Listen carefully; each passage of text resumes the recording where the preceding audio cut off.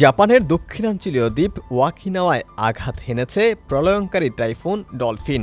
এর প্রভাবে ১৪,০০০ ভবনে বিদ্যুৎ সংযোগ বিচ্ছিন্ন হয়ে পড়েছে। এদিকে ঘূর্ণিঝড়টি পূর্ব চীন ও তাইওয়ানের উপকূলের দিকেও ধেয়ে আসছে।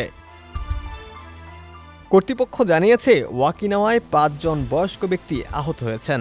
তাদের মধ্যে ৩ জন তীব্র বাতাসের কারণে পড়ে গিয়ে আঘাত পান, তবে তাদের কারোই আঘাত প্রাণঘাতী নয়। সম্ভাব্য ক্ষতির আশঙ্কায় পূর্ব চীনের বন্দরগুলো বন্ধ, ফেরি চলাচল স্থগিত এবং তাইওয়ানে বিমান চলাচল বাতিল করা হয়েছে।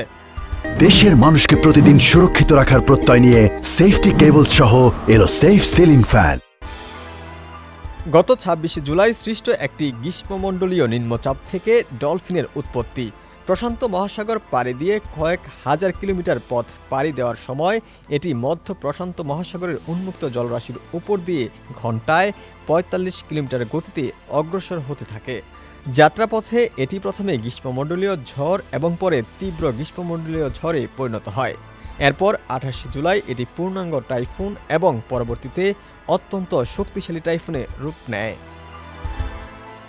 ঝড়টি চীনের পূর্ব উপকূলের দিকে এগিয়ে আসার সঙ্গে সঙ্গেই জাতীয় কর্তৃপক্ষ ৩ স্তরের জরুরি সতর্কবার্তা জারি করেছে। চীনের জাতীয় আবহাওয়া কেন্দ্রের তথ্যমতে টাইফুন ডলফিন এর প্রভাবে রোববার গভীর রাত থেকে সোমবার ভোরের মধ্যে চীনের পূর্ব ও দক্ষিণ উপকূলে ঝড়টি আঘাত হানতে পারে। এদিকে টাইফুনের কারণে তাইওয়ানও ৬৩টি আন্তর্জাতিক ফ্লাইট বাতিল করেছে বলে সরকার জানিয়েছে। এ সপ্তাহে দ্বীপটির উত্তরাঞ্চলে ভারী বৃষ্টিপাতের পূর্বাভাস থাকলেও শনিবার পর্যন্ত কর্তৃপক্ষ কোনো এলাকা খালি করার নির্দেশ দেয়নি। চীন নির্দেশ দিয়েছে টাইফুনের কারণে তাইওয়ান প্রণালী দিয়ে চলাচলকারী জাহাজগুলোকে অবশ্যই তাদের ট্রাফিক নিয়ন্ত্রণ নির্দেশিকা মেনে চলতে হবে। নেক্সট রিপোর্ট, সমকাল।